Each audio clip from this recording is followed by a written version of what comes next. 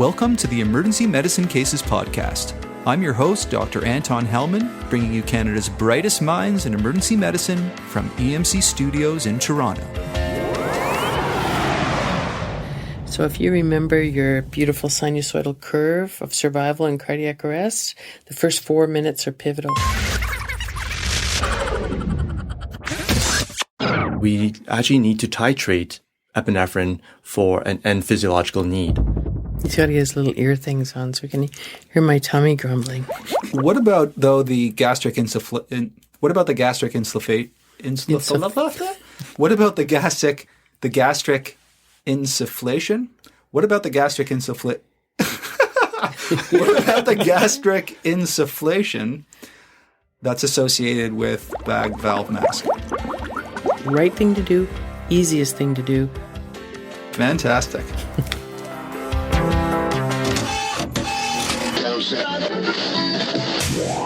Oh my God, they're not breathing. Does anyone know CPR? A lot has changed over the years when it comes to managing the adult in cardiac arrest. As a result, survival rates after cardiac arrest have risen steadily over the last decade.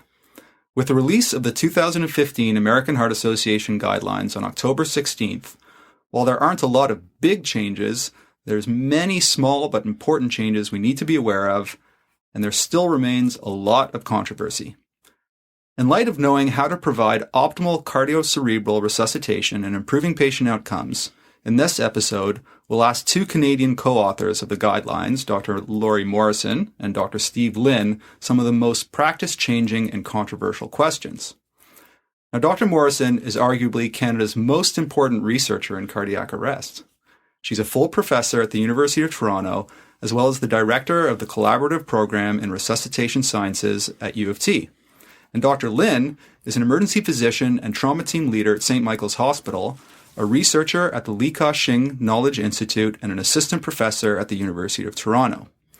So I'll be asking them some burning questions that I've had about cardiac arrest. What's the optimal depth and rate of chest compressions, and how best do we achieve them?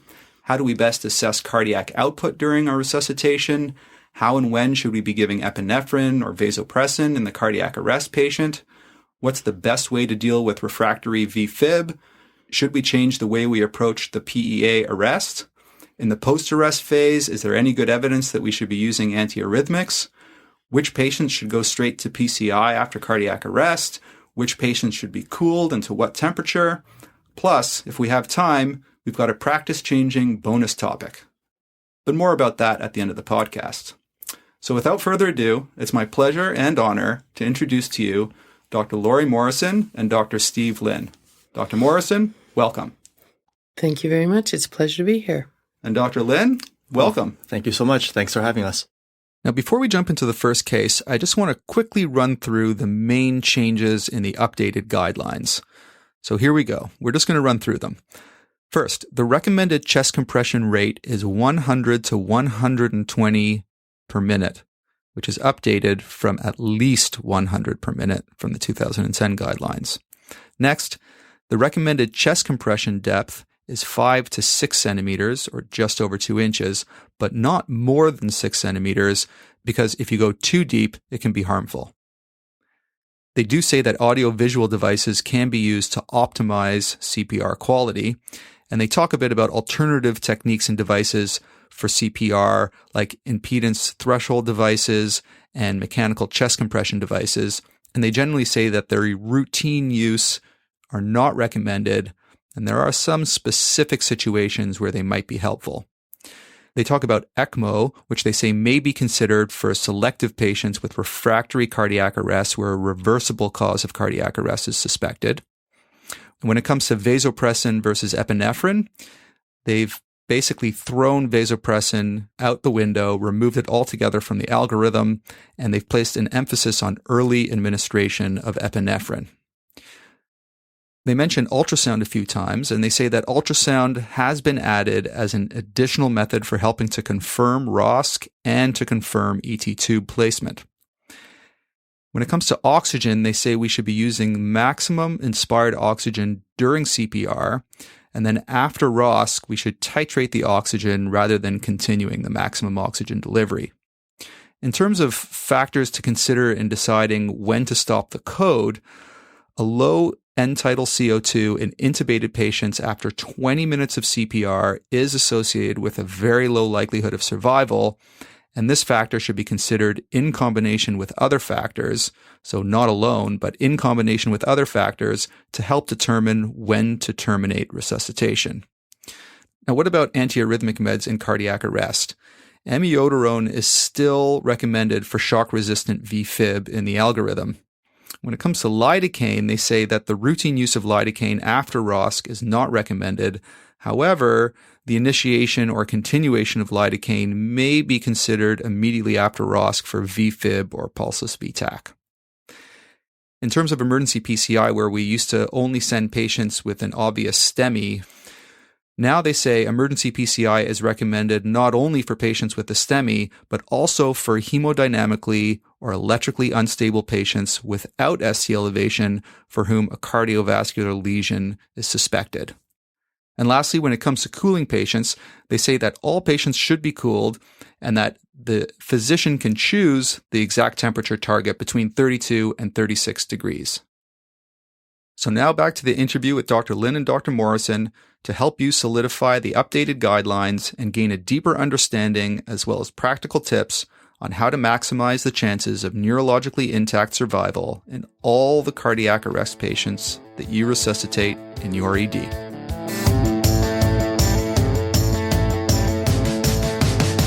Let's go! This is very exciting. The ACLS guidelines just came out, and so we've got a lot to talk about. Let's start with a case. A 60-year-old woman rolls into your resuscitation room with ongoing chest compressions and bagging. EMS told you that her husband witnessed her collapsing at home after a family dinner when she complained of chest pain. CPR was started almost immediately by her husband, and her daughter called 911. EMS found the patient to be in PEA. CPR was initiated, epi was given twice, and ROSC was achieved for a few minutes. She lost her pulse just after they offloaded her into the ambulance bay of your ED. It's now 22 minutes post-collapse. Now, before we dive into the nuances of how we'll resuscitate this patient, let's talk a bit about how the general approach to cardiac arrest management has changed recently. We've seen an adjustment from the classic ABCs of resuscitation to the CABs, circulation, airway, breathing, and from CPR to CCR, cardio-cerebral resuscitation. We reviewed this way back in our episode number 12 podcast on the 2010 ACLS update, but I think it's important that we discuss it here again.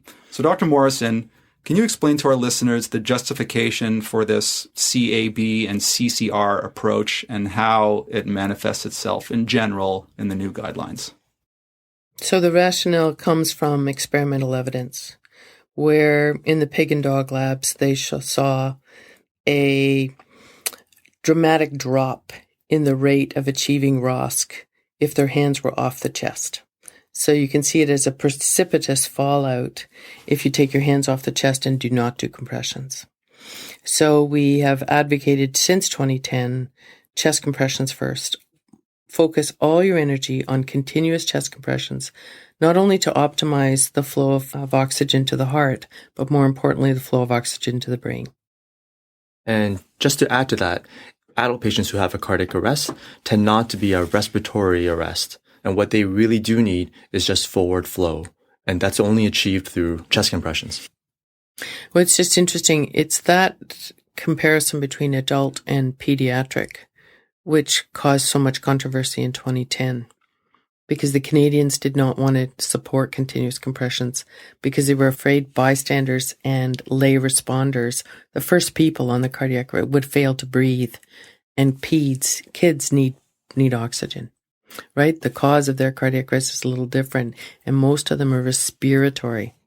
So the Canadians did not want to de-emphasize the importance of breathing in a cardiac arrest, particularly for kids.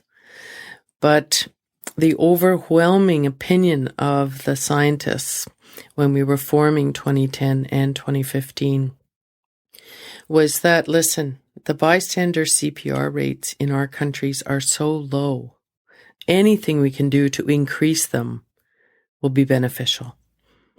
So we weren't to hesitate at all. Get people down on their hands and knees, press on the chest, and forget about breathing. Because ALS and BLS will come along and they will do the breathing for you.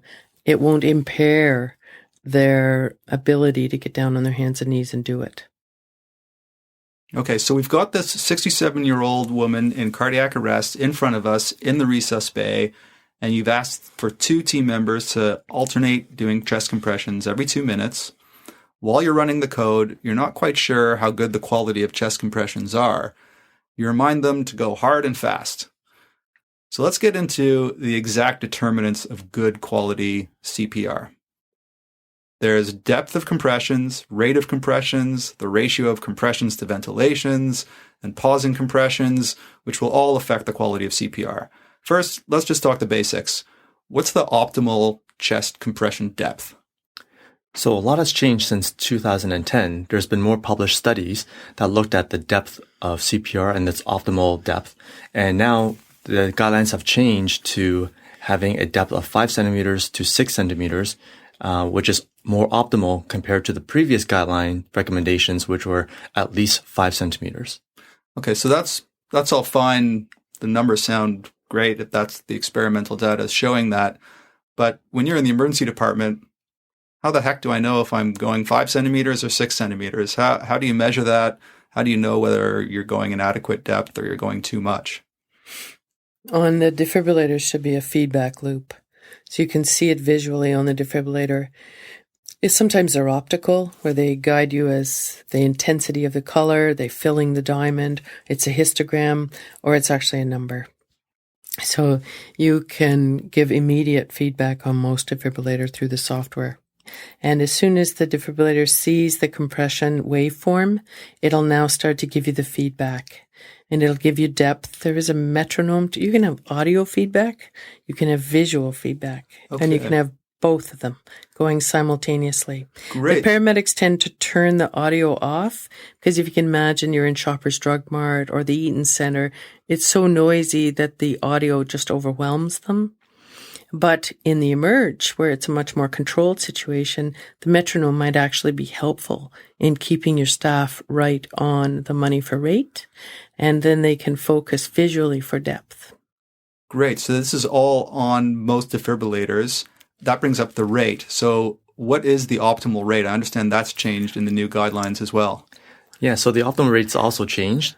It used to be anything greater than 100 compressions per minute, but now we have more data that shows the optimal rate is ranging between 100 to 120 compressions per minute. So yeah, I read a study that they concluded that 110 was the optimal rate. Should that be kind of the rate we should be going for? I think so. I think if you could set your metronome to 110, that would be perfect. Great. So that's what I've been doing. I just use my iPhone. I have an app that has a metronome, and I put it next to the compressor, and I tell them, just try and go by this. But I'm actually kind of amazed that the musicians seem to be able to do it right to the beat, but a lot of people actually have trouble. So I think it's something that's, if you're ever going to be doing chest compressions in the emergency department or otherwise, you should maybe practice doing those chest compressions when you do your ACLS courses at 110. Right. And it's amazing, actually, Anton, you bring up something that's bothered me for years, in that EMS converted in 2010 to defibrillators with feedback, with the ability to measure the quality of their compressions and to give them visual or auditory feedback on their performance at point of care. But when they arrive in the ED, you're operating in a void. You take off the paramedics' devices and you put on your own, and invariably, you don't have any feedback. She just took off the best device you could, and then you continue, and it's always bothered me. Yeah, so, I know next time I go into the emergency department, I'm going to go to the defibrillators and make sure that they're set to have the audio metronome on at 110 and have the visual compression. Mm-hmm. And again, 5 to 6 centimeters of depth is what the new goal is. And the new goal in terms of rate is 110. The evidence for the optimal rate and the optimal depth comes out of the Resuscitation Outcomes Consortium papers that are based on hundreds or at least thousands of patients. And so the level of evidence is still observational. Now, what about the 30-2 chest compression to ventilation ratio? Is this still considered optimal? It is considered optimal. The Seattle group has the highest survival rate in the world. So just to give you some numbers, in the city of Toronto right now, our all-comer survival rate is about 13%. For comparison value, in 2004, when we published the Orbit trial, the all-comer survival rate was verging on 2%. Wow. So that's what, a 600% increase? Right. So Incredible. the emphasis of the 2010 guidelines, the 2005 took away stacked shocks. So it took away all our interruptions related to defibrillation. 2010 came along, and the emphasis there was on CPR quality and monitoring CPR quality and the emphasis on chest compression. And that's where you actually see this massive bump up. So as the emerge docs, you will see more and more patients coming in from out-of-hospital cardiac arrest with a ROSC because the quality of the CPR is so good. And that's why our survival rate's gone from 2 to 13. Meanwhile, Seattle's been a flat line, and their survival rate sits at between 19 and 20% all comers. When you look at the VF cohort, which is probably where you and I have the best chance of saving someone, is when it's a bystander witnessed cardiac arrest whose initial rhythm was VF. The survival rate in Toronto right now is about 34%. So it's very high. In 2004, it was 8. So it's hugely changed because of the quality of CPR. But concomitantly, the Seattle has again had a flat line, and their survival rate at VF is 44%. Wow. When I'm like 70 years old, I'm moving to Seattle. Moving to Seattle. Drink a lot of coffee and wait for Seattle Fire to come. But the difference in what they do, because that's the beauty of collaborating with them on a clinical trial network, which ROC is. The Canadian participating sites got to see what the Seattle site does. And the differences are they do continuous compressions. So they never stop to ventilate. So they abandoned 30-2. Years ago, they abandoned 30-2. They do continuous compressions, and on the 10th compression, as the compressor comes off the chest, the guy on the head quickly vents 500 cc's. It's a tiny little puff of ventilation into the chest, and the compressor goes down for the 11th compression. And they do that continuously, and the only time they stop is to deliver a shock. Otherwise, it's continuous. So is that what you suggest we should be doing when the patient comes into the ED initially? Yes. My gut feeling is continuous compressions for all that I see in the pre-hospital and in the ED. If you can just focus, I loved what you said about put the app beside them and just focus all their attention on compressing. If you can focus that, you'll decrease your interruptions, and I personally think it gives us the best circulation in brain and heart. I think so too. So I think anything that you can do to prevent any interruptions to CPR, you can maintain high forward flow to the brain, to the heart, good coronary perfusion pressures, good carotid flows. I think that's what's going to save these patients.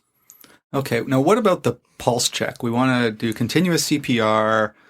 What about this pulse check? I mean, sometimes it takes 5 seconds, 10 seconds for a pulse check. You can use point-of-care ultrasound that might be a bit faster, might be a bit slower, might be a bit more accurate. Your team's going. We've got this 67-year-old. You've done 2 minutes of CPR. You've given epinephrine, and you stop for a pulse check. How do we do a pulse check in a way that minimizes that pause in chest compressions? So the guidelines say that after you complete 2 minutes of chest compressions or 5 rounds of chest compressions, you would pause, check the rhythm to see whether you have a perfusing rhythm. If you have a perfusing rhythm, then you could perform a pulse check. So the pulse checks can be done either at the carotid artery or the femoral artery, and you have less than 10 seconds to decide whether you feel a pulse or not. If you don't feel that pulse, you need to get right back onto the chest and start your chest compressions again. So I just want to make it clear that pulse checks are only for patients with an organized rhythm. If after 2 minutes of chest compressions, you notice the patient is in VF or if they're in asystole, you should go straight to either shocking the patient or right back onto the chest doing chest compressions. So you would only do pulse checks if you see an organized rhythm after you hold chest compressions. You should have the most experienced person at feeling pulses, which could be the physician or the nurse, checking for the pulse. However, we've moved well beyond checking femoral pulses and checking carotid pulses. There are many other devices now that can help you check for a ROSC much sooner. You could use end-tidal CO2 monitoring to see whether there's a spike in end-tidal CO2, or you could even use ultrasound. So bedside ultrasound, where you place the probe away from the chest compressor so you don't interrupt chest compressions, but you can monitor what the heart is doing once you pause for a rhythm check, and then you can actually check for a pulse simultaneously using either ultrasound, end-tidal CO2. But for those who don't have that type of technology right now and are still doing pulse checks using manual pulse checks, it should be fingers on the femoral pulse during CPR so you know exactly where the pulse is. And once you stop chest compressions, someone can quickly tell you whether a pulse is present or not. So I'm just trying to think of the practicalities here. Would you suggest then having a person dedicated to having their hand on the pulse in the groin the entire time CPR is being done, and they're ready to feel for that pulse as soon as CPR is stopped, and a person with ultrasound ready to go straight in there? I mean, again, we were talking about how even just a couple of seconds of stopping CPR can precipitously drop perfusion to all the vital organs. I mean, it seems crazy that we're waiting up to 10 seconds. Yeah, I think 10 seconds is way too long. I think if you have enough manpower at the bedside, there should be one person dedicated to feeling for femoral pulse. If there's someone who is qualified to use the bedside ultrasound, to have it placed substernal, looking at the heart, so when chest compressions stop, you can assess for a pulse or cardiac activity fairly quickly, well below the 10-second cutoff. I think the key piece here is do it quickly. Experienced person on the groin, less than 5 seconds.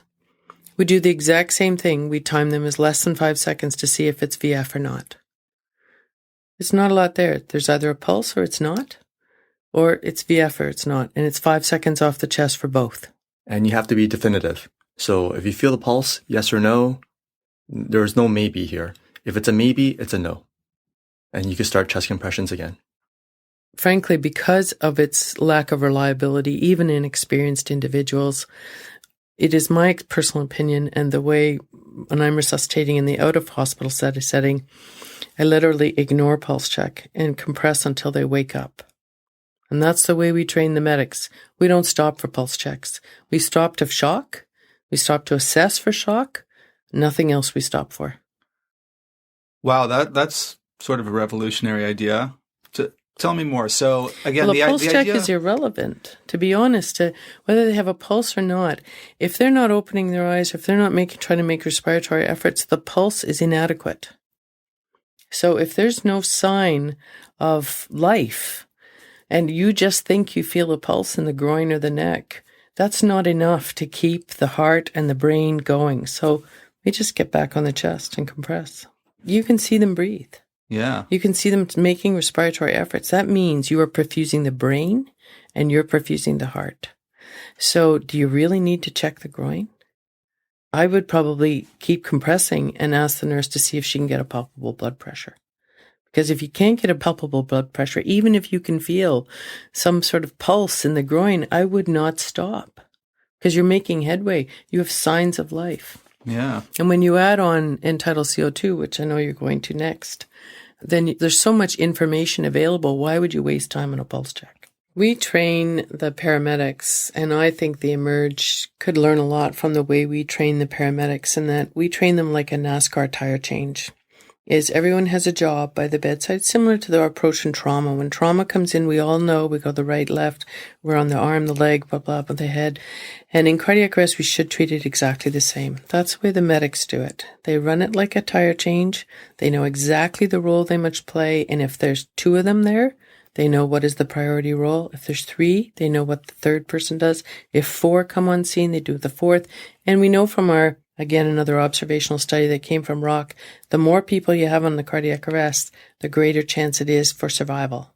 And that's because everybody has a role, there's a lot of people to spare off, and the quality of CPR never suffers throughout the entire event. Wow. That's an incredible. There's observational data that shows that the more people who are involved in the cardiac arrest, it's funny. I've asked my chief to make it mandatory to have 2 physicians at every resuscitation. And there's a lot of resistance to that. There's this whole idea that we should be cowboys and we can handle anything in the emergency department on our own. But that's fascinating that it actually increases survival, or at least the observational data shows that it increases survival if the more people you have, with each person being dedicated to a particular task. It sounds like we have some work for our simulation experts in emergency medicine to start training people more specifically to have specific tasks at cardiac arrests.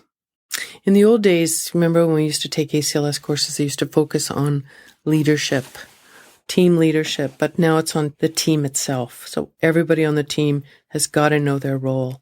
It's just not enough to spend all the time and energy developing the ED physician lead or the nurse lead for a code team. It's really important to train the team so they can literally do it in their sleep and know exactly what they need to do. I think you hit a good point. Simulation training is probably the best way to go in terms of optimizing a cardiac arrest team whenever one occurs in the emergency department. There's a great study to that effect, actually. In pediatric cardiac arrest in the United States, they randomized hospitals, a cluster randomization, where they randomized hospitals for peds hospitals to simulation codes which were spontaneous. Nothing about training sessions. They occurred spontaneously at the discretion of the investigator throughout 24/7, 7 days of the week, 365. And in the other hospital, they did nothing except ACLS annual updates. And the difference is dramatically different. The quality of CPR was better and the survival outcomes were better in the ones where the team was being trained constantly through random simulations that occurred throughout the hospital. Together right now over me. Great. Yeah. There's also that amazing little study that they just did with pediatric resuscitations where they pre-filled the syringes with epinephrine and all the key resuscitation medications, and they marked on the syringe the different colors that corresponded to the Breslau tape, so that they didn't have to think about dosages at all. All they did was push the syringe right up to that color. They have shown that it decreased drug error and it decreased time to give the medication. You see, cardiac arrest is time sensitive.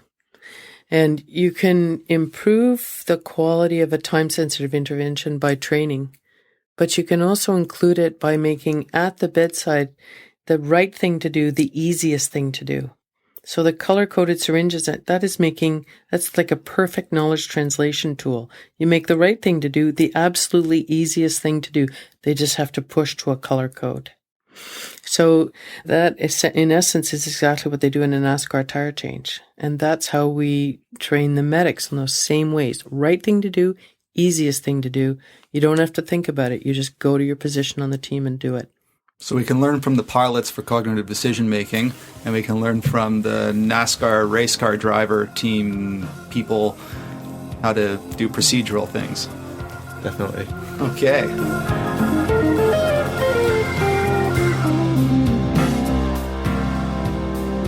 So let's talk a little bit more about determining return of spontaneous circulation and getting a pulse back using end-tidal CO2. Can you explain to us what the guidelines are suggesting in terms of using the end-tidal CO2 to determine ROSCE? Yeah, so since 2010, the American Heart Guidelines actually mandate that end-tidal CO2 capnography is necessary to determine whether you're performing sufficient CPR or whether you have a return on spontaneous circulation. And in fact, it was also the gold standard for whether you'd intubated correctly. So you had to see capnographic evidence on the defibrillator of whether you had intubated correctly. And then you had to use capnographic evidence for the quality of your CPR. So my understanding is that the numbers have changed from 2010 to 2015 in terms of the goals for end-tidal CO2 for the three different things that they're required for. Number one is to confirm intubation. Number two is to confirm adequate chest compressions. And number three is to confirm return of spontaneous circulation. So end-tidal CO2 is fantastic. It's mandated. Could you tell our audience what the goals are for end-tidal CO2 for those three different things? So when a patient is intubated using end-tidal CO2, if you can see through waveform capnography an increase in your reading, then that helps you confirm that you have placed your endotracheal tube correctly. If your end-tidal CO2 is less than 10, you're not performing good enough CPR. You might need to improve your rate as well as improve your depth to aiming for a end-tidal CO2 of greater than 12 to 15. When you see a spike in your end-tidal CO2 to anywhere between 35 to 40 or even higher, it indicates that you might have had a ROSC during CPR. And it gives you an idea as you finish off your 2 minutes of CPR, whether you would expect to have a return on spontaneous circulation. And my understanding is that you can use end-tidal CO2 as one of the determinants of when to give up on a patient and stop your resuscitation, but we'll talk about that later when we talk about how to determine when to stop your resuscitation. We train the paramedics, actually, Anton. We train them when they look at end-tidal CO2. If the end-tidal CO2 suddenly surges, not to stop compressions. That just tells you there's cellular ROSC. Because remember what you're measuring here. You're measuring a gas exchange. So that just means the cells are exchanging gases and you're getting clearly an emission of CO2 at a higher rate, right? So that gives you, I always say to them when I'm training people on simulators, I say that rising end-tidal CO2 is telling you're doing a great job in CPR and the cells are recovering, but do not stop. The cell accumulates end-tidal CO2 as it's dying. So as there's better gaseous exchange, oxygen comes in, CO2 goes out. The increase in CO2 that is expired through the lung is indicative that the cell's having a proper gaseous exchange at the cellular level. So a rise in end-tidal CO2 in cardiac arrest is determined as good cell revival. I just want to move back a little bit to decreasing any pause in chest compressions and talk about the peri-shock pause. So Dr. Morrison, how can we minimize the peri-shock pause? So we've got our patient in VF. What I've tried to do myself, and I'm sure there's no evidence for this, but what I do is I ask the compressor to count down from 10. What do you suggest to our listeners for the way to minimize the peri-shock pause? And would you recommend in particular continuous CPR without taking the hands off and shocking anyways? So that's two good questions. So the first is the peri-shock pause is comprised of the pre-shock and the post-shock pause. The post-shock pause is essentially eliminated in 2010 because all of us get right back on the chest after shock. So we're only really concerned now in shortening the pre-shock pause. And the pre-shock pause can be absolutely the shortest possible, as you just described. You can count down. Another way to do it is you take your hands off and look for 5 seconds to see if they need a shock. So that's the 1, 2, 3, 4, 5. You get to determine if it's VF or not. And if it's VF or not, You tell them to get right back on the chest. And what we do is we count 15 compressions. So we do 15 compressions after confirmed VF. And then we shock them exactly as you described. So they're at 3, 2, 1, hands off, shock. There is a group in the UK that is looking at shocking during compressions now. And there's a published paper in which experimental evidence would suggest that with gloves on in an experimental condition using a mannequin, where the shock is registered going through the individual doing the compressing, that it is similar to household current. So there is a move afoot to try to not interrupt at all. But we're not anywhere near putting that in the guidelines yet. There's a video you can see on the web. It's YouTube or something. It's Seattle doing a simulation. Literally, they're off the chest for less than a second for a shock. That's it. Okay, and that's the optimal for all of us. ED, ICU, in the out-of-hospital setting. So there's chest compressions and there's chest compressions. We know that a certain rate and depth is ideal and we want to minimize interruptions. What about all these machines that are available out there? There's these impedance threshold devices. There's active compression, decompression, CPR, phased thoracic, abdominal compression, decompression, CBR with a handheld device, piston devices, load distributing band devices. There's all these different toys that we can use instead of human hands just doing plain old CPR. What does the evidence tell us about how these toys compare to good old chest compressions by hand? So all of them have been compared in randomized control trials against high-quality manual compressions. None of them have showed any superiority over high-quality manual compressions. And that's the gist of it. So it doesn't matter whether you are a load distributing band or a piston. Just to clarify the names for you, the Autopulse is a load distributing band, and the piston is the Lucas device. And both of those have been trialed in, it's up to 3 different randomized control trials now, and none of them have showed any superiority against high-quality manual CPR. Okay, so that's what the RCTs show. Now, we had just talked about continuous CPR and how that's so important. It just makes intuitive sense to me that if you have a machine doing continuous CPR through the shocks, through everything, that would be better. So why do you think it is that the RCTs are showing that they're no better, even though it kind of makes intuitive sense that they would be? So first of all, when you use these devices, you have to start with compressions only by manual for all of them. So the earliest part of a cardiac arrest, which is pivotally the most important in predicting who's going to live or die, it's manual in both arms, whether you're putting on a device or not. So early, high-quality manual compressions are in both arms of the trial. Then you have to train them again, like a NASCAR tire change, in order for you to put these devices on quickly. And that's the key, because you stop everything to put the device on. So a highly trained team who can do high-quality manual compressions can also be trained in the intervention arm to do fast and slick application of a device. And when you compare that versus high-quality manual, there's no difference in superiority.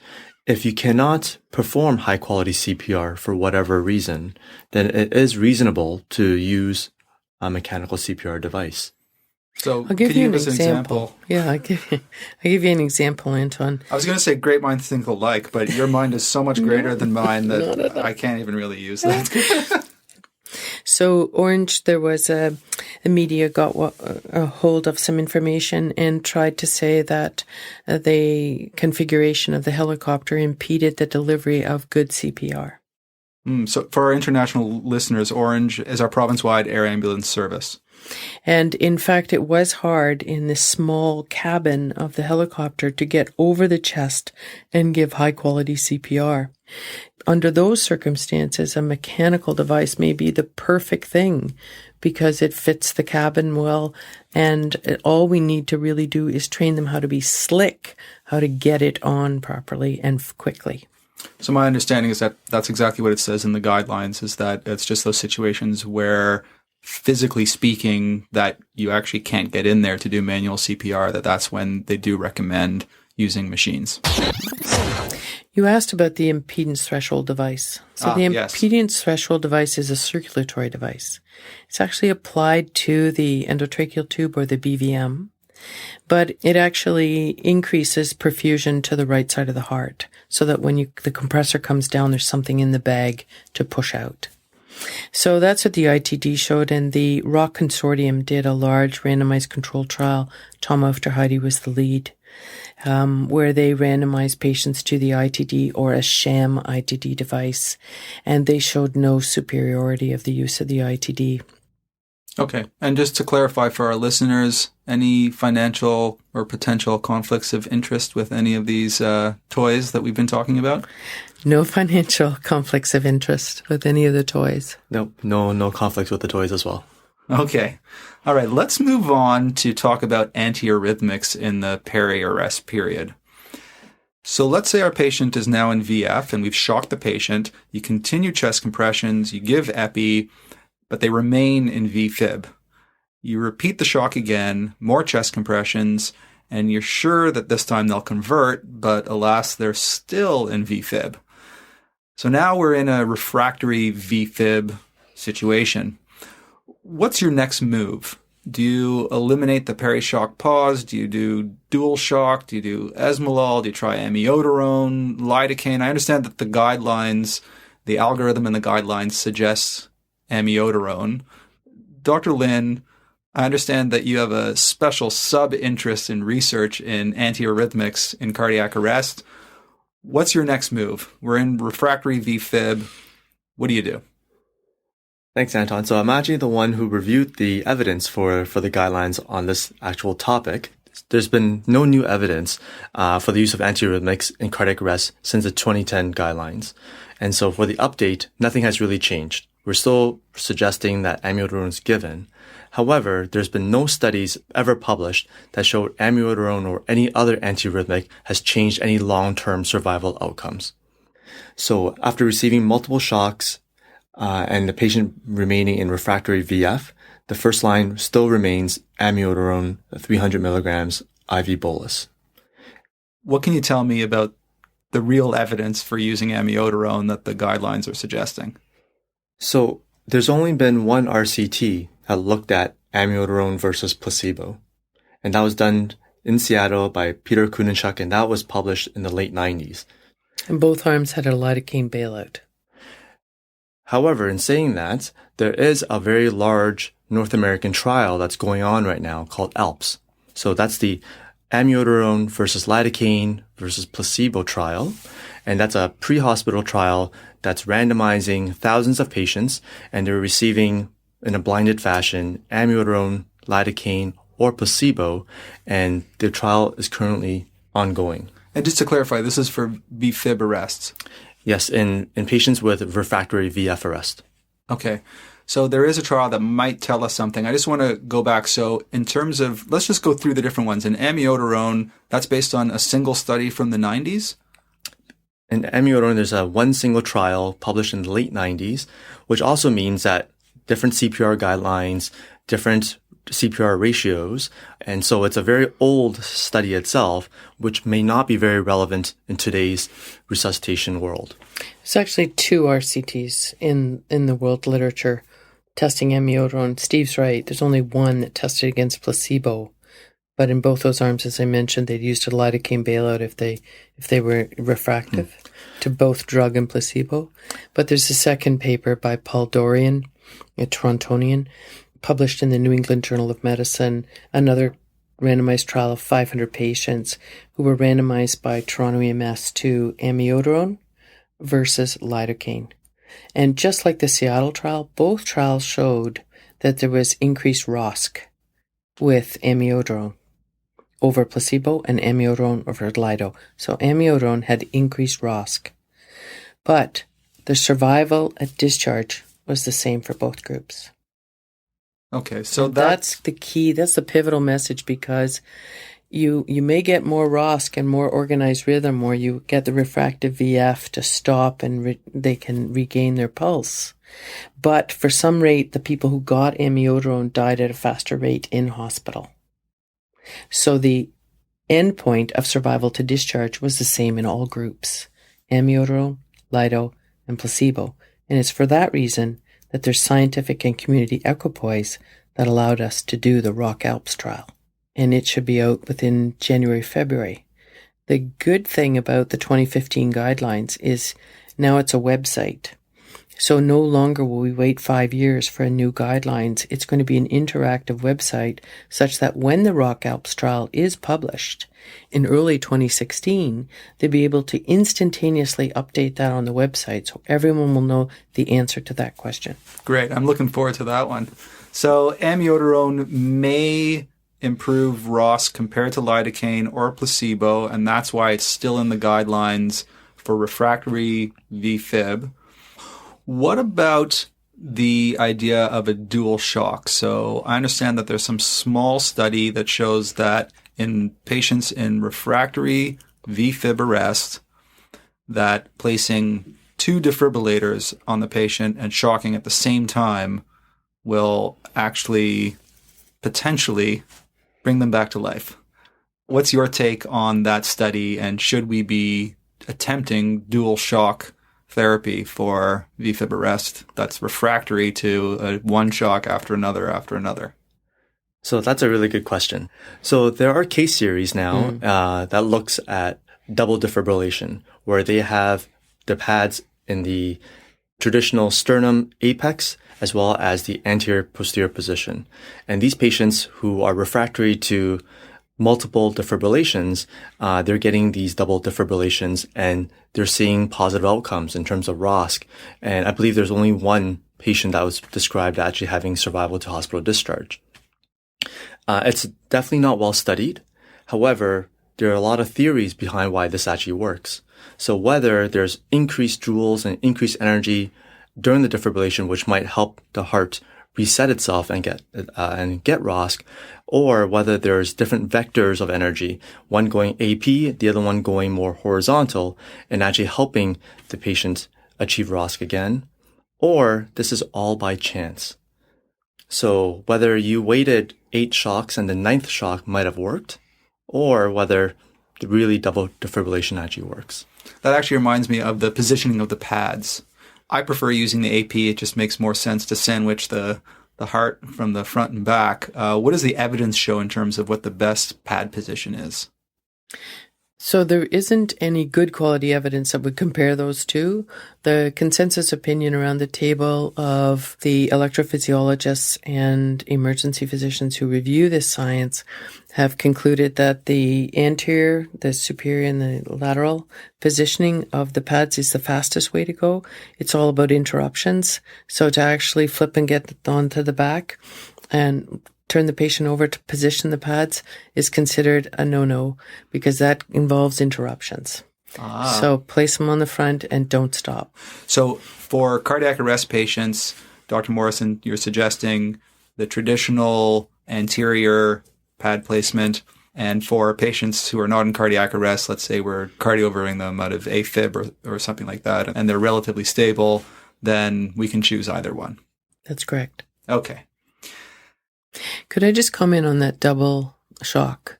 So it's interesting because we've had a few cases in Toronto recently where the paramedics, the ALS medics arrived with a second defibrillator, and they have done this, and these 3 individuals have survived.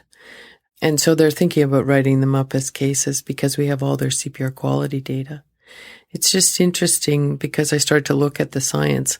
There was a randomized controlled trial. It was done like 1989 by Barty, where they randomized patients to this double sequential, they call it, and showed no difference. So it's small. It's a small RCT, but it showed no difference. Okay. So for the evidence-based folks out there, there's no good evidence for dual shock therapy for refractory VFib. Now, Dr. Lin, you're in the trenches, you're on an overnight shift, it's 3 a.m, 50-year-old guy collapses, VFib arrest. You shock him, maximal joules. You shock him again. You're running your code like a master clinician, and you're on your third or fourth shock. What are you going to do?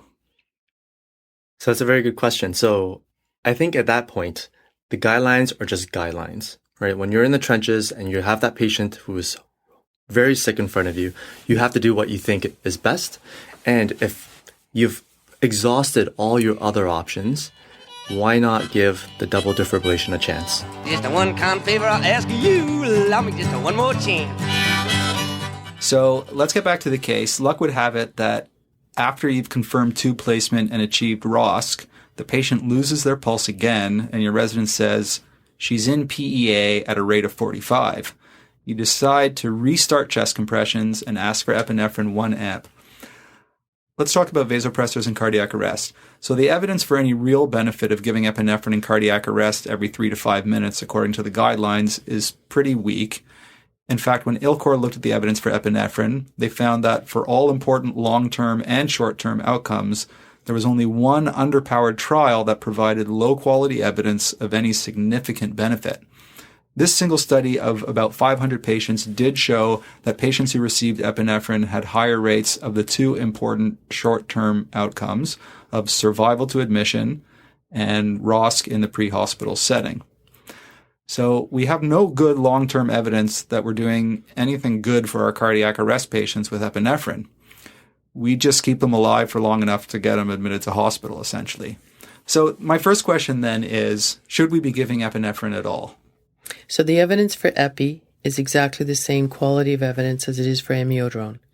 There are RCTs, but both of them show only short-term benefit with epi, which, as you just alluded, is ROSC and survival to arrive alive in the ED. But none of the trials have been able to show that epinephrine during the arrest makes a difference in long-term outcome. And there is concern in large observational studies done by the Japanese that it actually may be harmful and it may compromise neurological recovery. Can you just explain a bit of the physiology of how epinephrine could be harmful? Well, it's vasoconstrictive and it may not provide enough perfusion to the brain during cardiac arrest. And so you may get the heart back, but you've lost the brain. Okay, I like that. That's a good, simple way of thinking about it. So the next question I have then is, if you are going to use epinephrine, according to the guidelines, when should we be giving epinephrine? You should give epinephrine early. So that's why the emphasis should be on compressions and putting the AED on if you have 2 people by the bedside. But if you have more than that, it should be on quick IV access and get the drug in. And the reasons is because in the randomized control trials, both of the antiarrhythmics and the epinephrine, the time to first drug is long. For example, in the amiodarone studies, the time to first drug is 23 minutes after onset of cardiac arrest. So if you remember your beautiful sinusoidal curve of survival in cardiac arrest, the first 4 minutes are pivotal. And so the first 4 are called the defibrillation cycle. The next 6 up to 10 minutes are called the circulatory. And after that, 10 minutes to 20 is called the metabolic phase, where survival in the metabolic phase is less than 1%. So your big survival gains are early electricity and early drugs. Would it be theoretically possible then that the reason why we haven't showed that epinephrine is of any benefit is because we just haven't been giving it early enough? It could be, Anton, that's very insightful. It could be the timing of it being given is too late. The second thing is the dose could be wrong. That was perfectly exactly what I wanted to ask next. Scott Weingart has a podcast on titrating the dose of epinephrine according to end-tidal CO2. This is a fascinating concept to me. Yes, it complicates things, but I don't know. Do you think that Weingart has something there? What's your opinion in terms of at least the theoretic possibility, and whether you think that it would be reasonable to try, and whether you think that we're actually going to have any studies that shows us that it actually might work, that this second factor of giving epinephrine. We talked about the timing, now we're talking about the dose. Maybe we got the wrong dose of epinephrine. What's your opinion on that, Dr. Lin? Without any significant new evidence that's showing whether epinephrine works or not, my gut feeling is that we are using epinephrine incorrectly, whether we're using it too high of a dose or whether we're giving it too often or even maybe not often enough, that we actually need to titrate epinephrine for an end physiological need. Now, in Scott Weingard's podcast about end-tidal CO2, we have to totally believe that end-tidal CO2 is the actual physiological parameter that is linked to outcomes, which we do not know that's the fact. So whether there's a better physiological parameter that we should actually be titrating epinephrine to, the jury is still out. There are new technologies out there that look at brain oxygenation, right? One of which is near-infrared spectroscopy. And that might be the technology that shows whether when you give epinephrine, do you actually increase or decrease brain oxygenation? And maybe that's the physiological marker we should be aiming for. Just so we don't confuse the listeners. So end-tidal CO2 is an excellent physiological marker of quality of CPR and whether or not they've got an early ROSC. But we don't know if it is a good physiological marker for whether epi is working. That's what we don't know. And some think that oxygenation, true oxygenation, which can be reported by a NIRS device, may be a better marker of whether we need more or less epinephrine. But the bottom line is we just don't know what to titrate to. And what's the feeling? Are we generally, is the feeling amongst these epinephrine dose adjuster theorists that we're giving too much epi in general, or is it we're not giving enough epi in general? What's the feeling there? So I think in general, I think we're giving too much epi. Giving 1 milligram dose might be too high in itself, and giving it every 3 to 5 minutes might be too frequent. So what we know from the animal lab is that once you give your first dose of epinephrine at 1 milligram, you increase your cerebral blood flow, and then it precipitously drops below baseline shortly after that. So maybe that's the main reason why there's decreased blood flow to the brain. Although you improve coronary perfusion and you get a ROSC, these patients are not surviving out of the hospital. If you suspect a cardiac cause for the arrest, would that change your mind in terms of using epinephrine or not, as opposed to if someone has if it sounds like they had a bleed in the head, or sometimes we can get a good history and within a few minutes we have a pretty good idea of what the diagnosis might be that caused the arrest. Would that diagnosis make you change your mind about whether to give epi or how much epinephrine to give? So I think you nailed this right on the head. In a VF or pulsus VTAC arrest, most of these patients are having cardiac ischemia. When you're giving them 1 milligram of epinephrine, you're putting so much strain onto the heart by increasing all the resistance in all the vessels that you actually be causing more damage to the heart, more damage to the brain, and these patients will not survive. However, in non-shockable rhythms, the causes are vastly different. And so maybe epinephrine for these particular patients are actually very helpful. Which brings us to the point of the timing of epinephrine. In patients with non-shockable rhythms, the earlier you give epinephrine to these patients, the better they do. And that's actually included in the guidelines for this round of updates. Okay, so for PEA arrest and asystole, we should be giving epinephrine as early as possible according to the guidelines. There may be some data coming out in the future that may show that the dose might be too big, and that maybe with these new ways of measuring physiology of brain perfusion, that we may be doing dose adjusted for each patient. Exactly. Maybe, we can, a decade from now, we won't be giving 1 milligram every 3 to 5.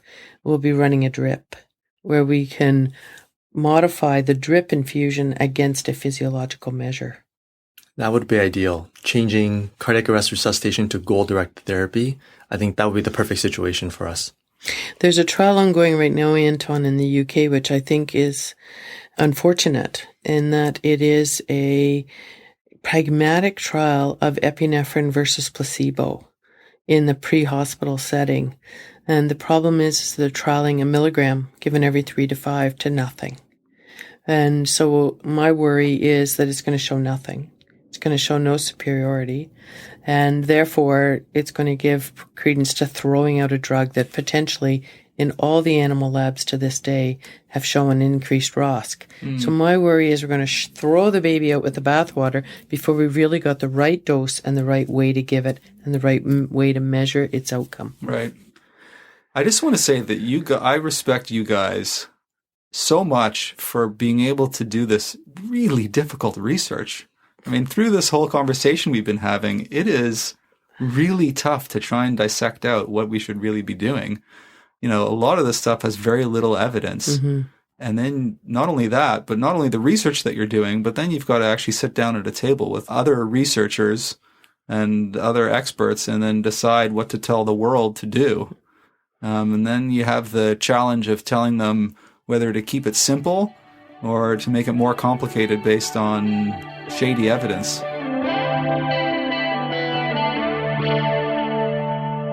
Okay, so we've talked about epinephrine. Let's talk about vasopressin.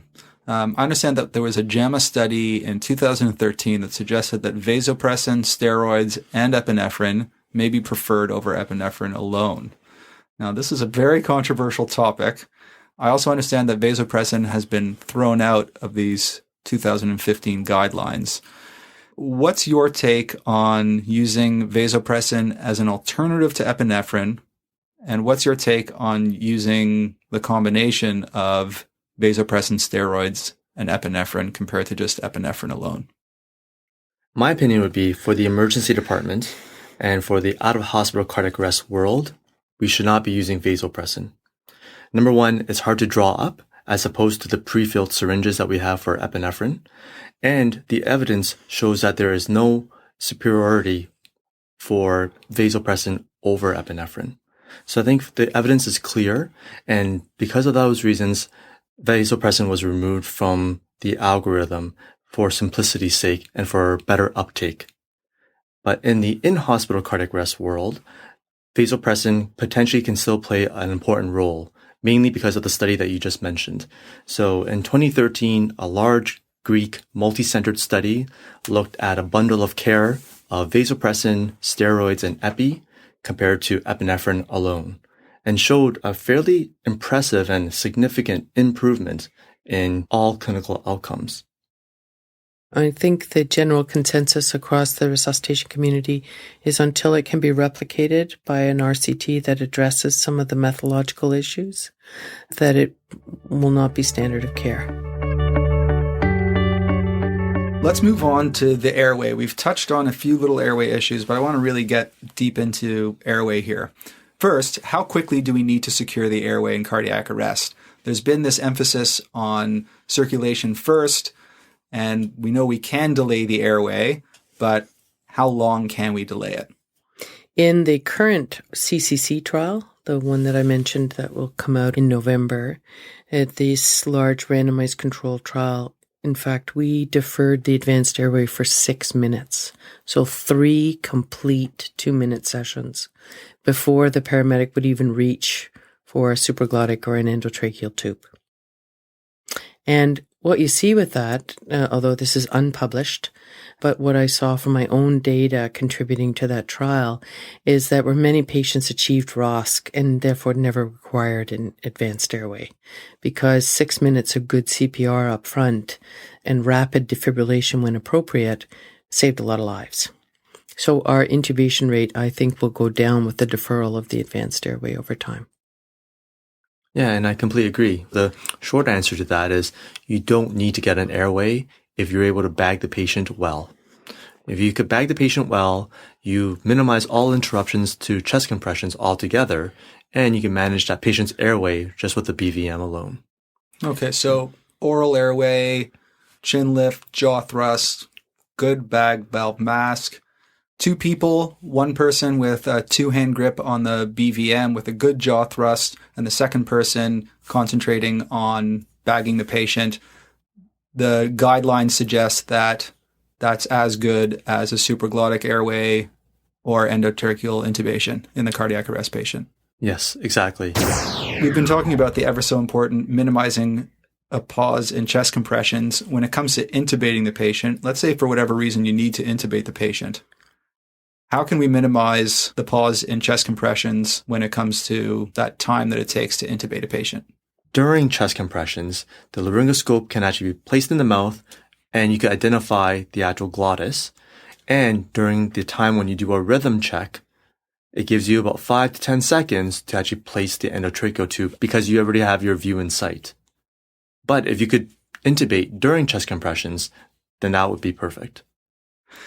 So let's say you do have to intubate. What about oxygenation in cardiac arrest? On the one hand, we have a patient who's in cardiac arrest. There's no oxygen circulating in their blood pretty much, and you want to get them oxygenated. On the other hand, there's this idea recently that hyperoxia can be detrimental. During the whole cardiac arrest process, from when they come in until the post-arrest phase, how should we be thinking about oxygenating our patients? So during the cardiac arrest phase, it's hard to know how much oxygen is actually in the patient's blood because all our traditional O2 sat monitors don't function properly at low flow states. So the guidelines agree with this that you should always continue to use 100% oxygen or high flow oxygen during the cardiac arrest phase. Now, once the patient gets a ROSC, then you have physiological monitoring for these patients. So the O2 sat monitor can be placed and you can titrate the oxygen that way. So once they have a ROSC, you should titrate your oxygen down to 94% and maintain at that to prevent hyperoxia, which we know is detrimental in the long term.